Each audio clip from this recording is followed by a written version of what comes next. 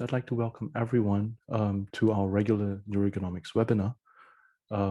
It's a real pleasure to have Klaus, Ranyana, Martin, Carol, and Ryan with us today to talk to us about the challenges that we are likely to see in cognitive neuroergonomics.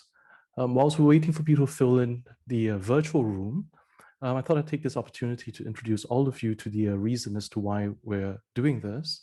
And to inform you, once again, if you don't already know, of the upcoming conference that we will be holding in September for neuroergonomics, or namely the third Neuroergonomics Conference. So today's the neuroergonomics webinar number 4, but what exactly is this thing called neuroergonomics, in case you're tuning in for the very first time, and this is the first time you're hearing about this? Well, a good way to think about this is essentially what's been criticized for a very long time of, first of all, mindless neuroscience and brainless psychology, right?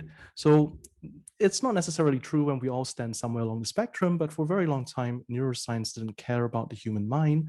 And perhaps it's also a caricature, but not entirely inaccurate, to say that psychology didn't really care about the nuts and bolts of how the brain actually functioned. But this is a long time ago, right? So we've come a long way since this criticism by Mario Bunge, where we start to see this merging of psychologists who do care about hardware and neuroscientists who do care about the algorithms and the mechanisms that underlie human thought.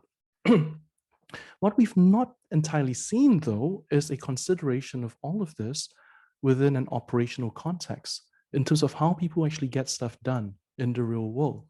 Okay, so if you're someone who cares about how someone might fly a plane, what the regulations might be in order to fly a plane safely, what safety regulations ought to be in place in order to operate safely in a factory, or simply what kind of ISO or international standards you need to have in order to ensure that work is conducted fluidly across all different computing devices, you'd not think of yourself necessarily as a neuroscientist or a psychologist, but you think of yourself as someone who's interested in human factors or ergonomics, for example.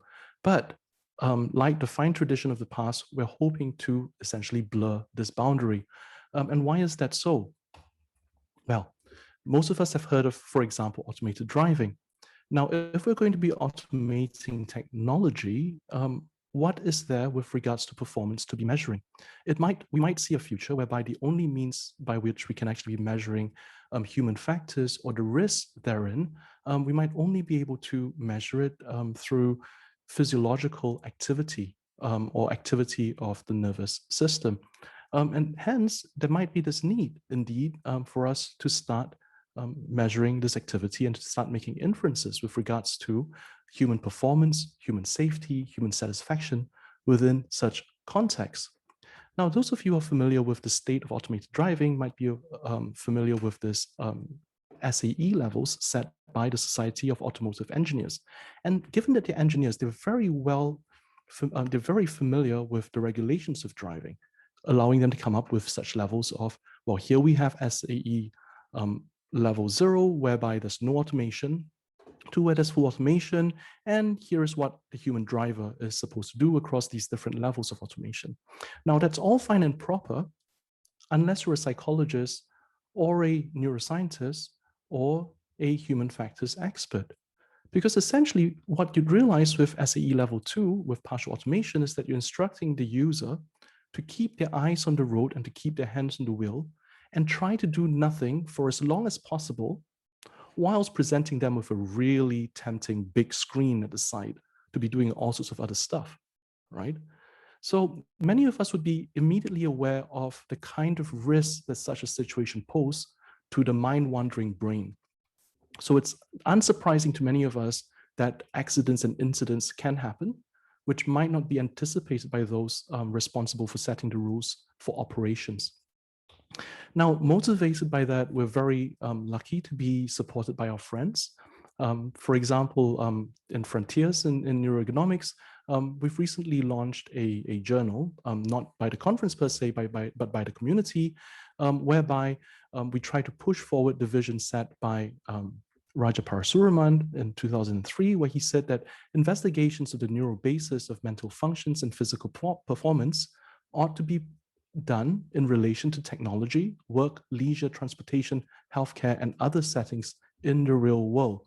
There are 7 sections to this newly established journal, as indicated there, all being fueled and prospering from the different contributions from all the different fields, not just in neuroscience or in psychology, but also in engineering methods for better neuroimaging and human factors and ergonomics. And we're really looking forward to this opportunity whereby all these different contributions can come together to give birth to or make contributions to these 7 sections. And who knows, perhaps we need far more sections than these mere 7.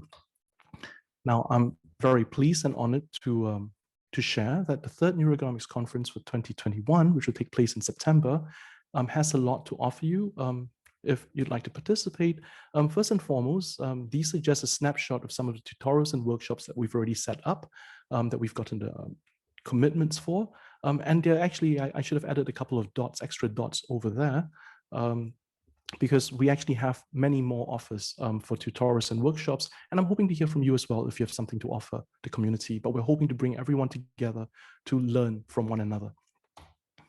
We have some fantastic keynotes, for example, by Professor Slater in VR, Professor Levy in the area of automated driving and inattentional deafness, Professor Rizzo on the implications of aging and the risks that it brings towards, for example, vehicle operations, and Professor Bevelier, who will talk about games and what they might mean with regards to vocation and selection.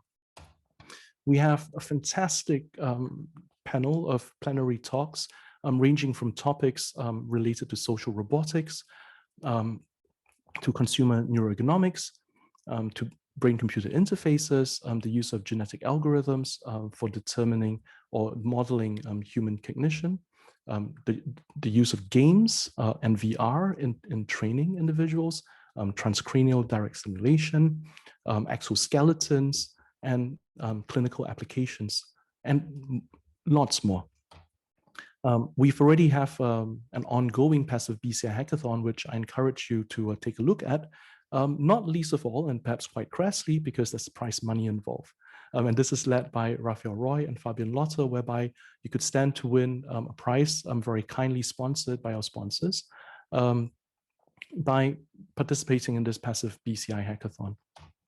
And of course, we have arranged a panel of women in neuroergonomics, and we're really honored to have both Ranyana and Carol, who are actually here with us today, who are also referred to, at least by some of us, as the HFES Women of the Year.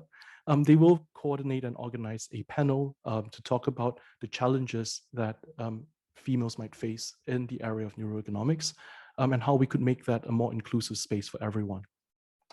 And last but not least, we will have a panel on ethics, AI, and neuroergonomics, led by Ricardo Chavarriaga. So the submission deadline is actually tomorrow, but I assume that many of you have already been aware of the possibility to be submitting an extended abstract, and there is still time, right? So we look forward to receiving your submissions for presentation at the conference itself. And I'd like to end by saying a word of thanks to all of our many sponsors. Thank you very much. And I'll hand over the mic to Klaus.